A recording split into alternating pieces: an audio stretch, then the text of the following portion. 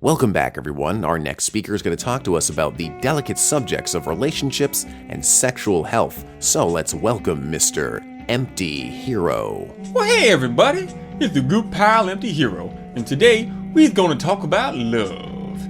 Now there is all kinds of love. There is a love a man has for a woman. There is a love a woman has for the things a man owns. And the love that only a man can have with a rubber glove stuffed with piping hot grape jelly. Now today's story is going to go back, way back into time to the year 2005. This story begins on my last day of boot camp and ends on my first day of military technical school. Now there is an urban myth about boot camp. People believe that there is a substance called saltpeter that they put in the water that makes your pecker stop working. Now that is just wrong. That is silly. They don't put saltpeter in the water to make your pecker stop working. They put it in the Gatorade. And I remember sitting in my bunk at night going, "Come on, Dick. Come on, I know you can do it. I believe in you, Dick. Rise like Lazarus at the behest of Jesus Christ. Rise like the Mary Ellen Carter, flipping above the waves that threaten to dash her to her destruction at the bottom of the sea. Rise like the Challenger shuttle, slip the surly bonds of earth to touch the face of God." But there was nothing. But I was kind of okay with it. I had to focus on memorizing important things like how to fold a shirt, the circumference of a master sergeant's hat, and how to knock somebody off of a block with a gigantic Q-tip. But on my last day of boot camp, I knew I wouldn't have to do any strenuous exercises. I was just going to get a coin, have somebody say, "Congratulations, you graduated," and then that was going to be my whole day. So breakfast, lunch, dinner, I did not touch the Gatorade, and before lunch was over, I could feel a transformation taking place. Suddenly, I had a rocket in my pants. It was flying me all over base. I was running around crotch first, shoulders back, arms behind me like that retarded kid from Ed, Edd n Eddy. And I remember sitting in my bunk that night with 50 other boys around me, sitting in their bunks, waiting for the 3 o'clock bus to come. And I hatched a devious plan. I thought to myself, if I roll onto my side, they'll never know the juice is coming loose. Now, I didn't even have time to conjure up a woman or to think about something sexual. I touched the tip of my peni with my thumb, and I just want you to imagine a bathtub floating in space above you, filled to the brim with piping hot mayonnaise. And the bunghole on this imaginary bathtub is the circumference of a basketball. And somebody suddenly unplugging that bathtub, and gallons, piping hot tons of red hot man mayonnaise, man marmalade, that stinking, steaming hot mamma jamma come a shooting loose all through the atmosphere, all through the universe. Little Japanese people running from the coast in fear as a tsunami of cum comes flying towards them. Aliens in space were going, "Oh my goodness, a nuclear war has started. Look at that mushroom head." But no, that was just the head of my penis. And 6 weeks of backed up jisms comes the falling out of my body. And after that's gone, my body's like, "Shit, we're still going." It takes all the piss out of my bladder. It takes all the spaghetti and meatballs out of my tummy. And all the looking juice from my eyeballs. And I'm sitting there looking like a humanoid anchovy. And I pass out. And hours go by. And around 3 a.m. someone taps me on my shoulder. And they go, "Empty Hero, get up. The bus is here. It's time to go to our new base." And they're trying to pull the blanket off me, but it's stuck. And I hear a sound like Velcro tearing apart, and the blanket comes off me with a and I'm screaming because every hair on my stomach and napples is ripped clean, and my friend goes, "What the fuck?" And he flings the blanket against the wall, where it is stuck to this day. And the walls start bleeding like in a horror movie, but instead of blood, it's my disgusting man juice. And I was so embarrassed until I looked at the walls and I realized there was 12 other blankets slung up. I was like, okay, fuck it, we got on the bus. And it was a long drive from Lackland Air Force Base all the way to Biloxi, Mississippi. And about 5 hours into the drive, we stop off at some shitty diner, and they bring us the 3 o'clock in the morning special, which is eggs from a can, muffins from a can, and bacon from a jar.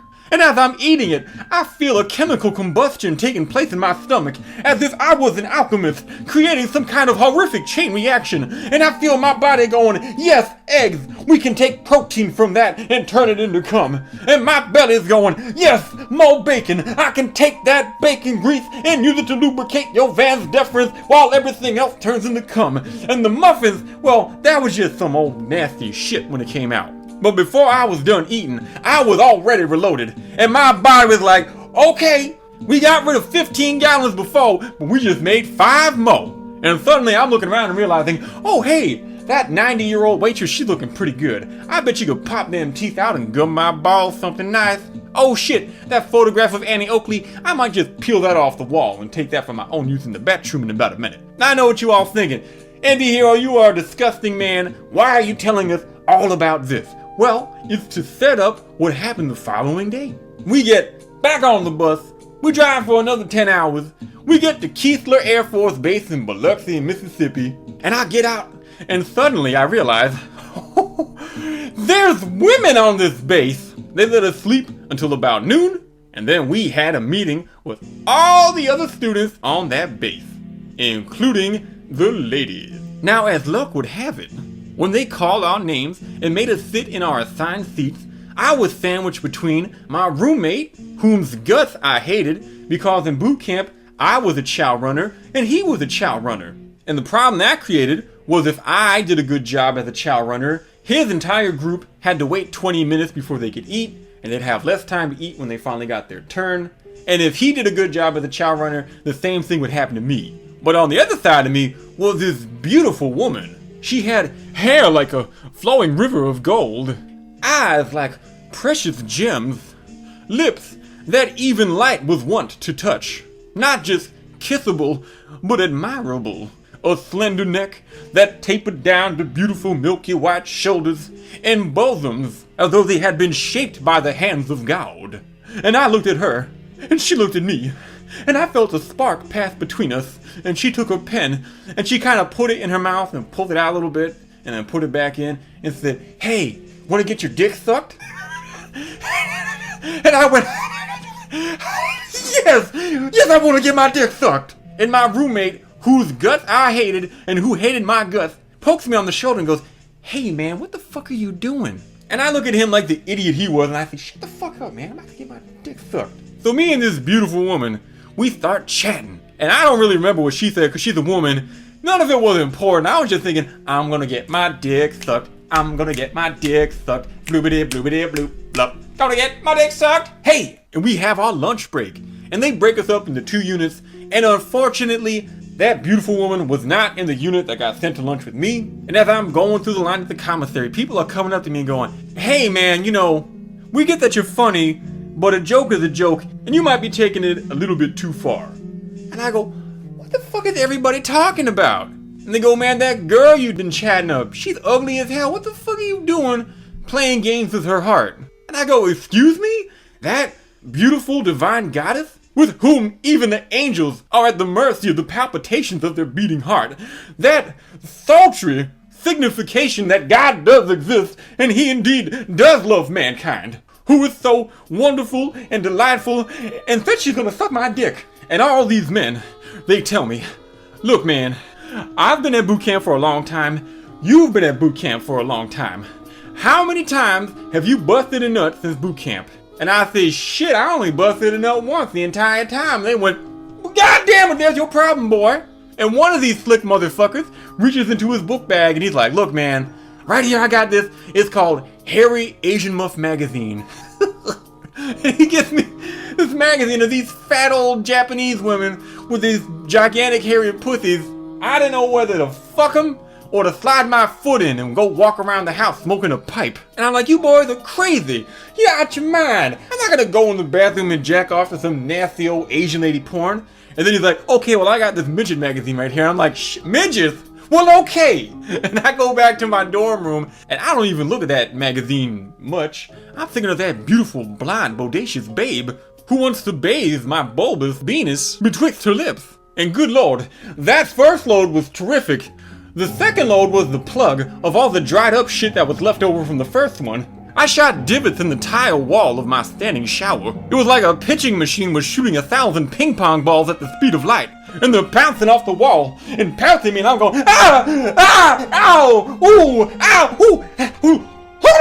So anyway, I get out of that shower, and I get back to the commissary, and we go back to orientation, and I get back in my seat, and next to me is my roommate on one side, and I'm waiting for that beautiful blonde girl to come back, and I look over, and there's this creature sitting in her seat. And I'm like, excuse me, creature, but the beautiful blonde woman who I was talking to earlier sits here. You need to go back to whatever mud hole it is you crawled out of, because I ain't got no time for you or your clutch of eggs. And she opened her mouth to speak, and her voice came out, and I was like, wait a second, that's the voice of the beautiful blonde woman. What the fuck? And now that I was looking at her with my eyeballs and not my gigantic swollen testicles, I realized she did not have beautiful blonde hair. She had the kind of haircut that a 50-year-old woman has, where they cut it off just below the ear. And what I imagined as being shining golden locks on her shoulders, well, that was just the fluorescent lighting reflecting off of her dandruff. And those beautiful eyes that I had imagined. Sure, one of them looked nice, the one that was looking at me. The other one that was staring off into space at a 45-degree angle, I could have done without that one. Lips that I longed to kiss resembled overcooked hot dogs that had split.